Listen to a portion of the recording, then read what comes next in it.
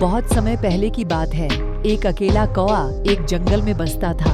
वह बहुत अकेला था और उसे तंग आ रहा था। एक दिन वह अपनी तन्हाई से परेशान होकर सोचने लगा कि क्या करे, कैसे अपने जीवन को रंगीन बना सकता है। उसकी बातें सुन रही एक चालाक लोमड़ी ने देखा और उसने दिन भर का सफर करने के बाद उससे मिलने का निर्णय किया। लोमड़ी ने कहा, हे कौआ, तुम बहुत ही अकेले और उदास नजर आ रहे हो। क्या तुम मेरे साथ मित्रता करना चाहोगे? कौआ ने खुश होकर कहा, बहुत धन्यवाद लोमड़ी भैया, मैं भी तुम्हारे साथ मित्रता करना चाहता हूँ। इसके बाद वे दोनों मित्र बन गए और साथ में जंगल की सैर करने लगे।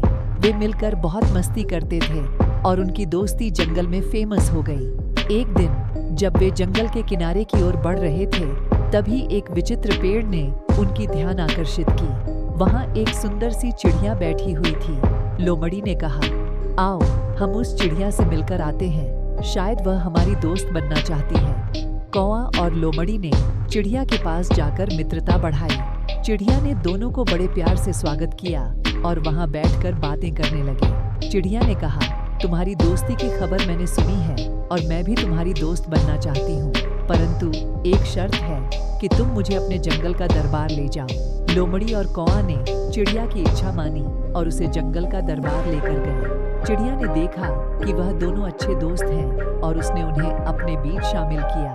कुछ समय बाद लोमड़ी और कौआ ने चिड़िया से एक छोटे से पेड़ का आरोप लगा दिया कि वह जंगल को क्षति पहुंचा रहा है। चिड़िया ने चिंता करते हुए उनसे पूछा, तुम दोनों ने ऐसा क्यों किया? लोमड़ी ने हंसते हुए कहा, चिड़िया, हमने तो सिर्फ मजाक कर रहे थे, हम तो देखना चाहते थे कि तुम्हारी पर्यावरण में कितना होशियारी है। कौआ ने भी मुस्कुराते हुए जोर से कहा, हाँ, हमें तो सिर्फ मजाक करना था, क्या तुम हमें माफ कर सकती हो?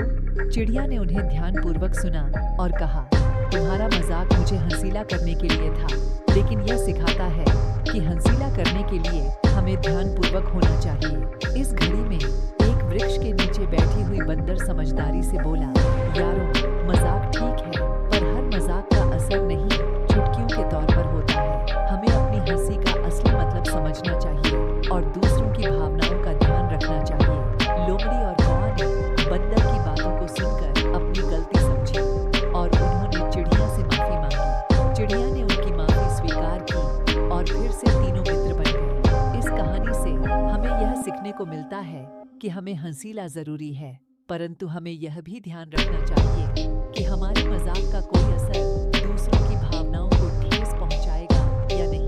साथ ही हमें यह भी याद रखना चाहिए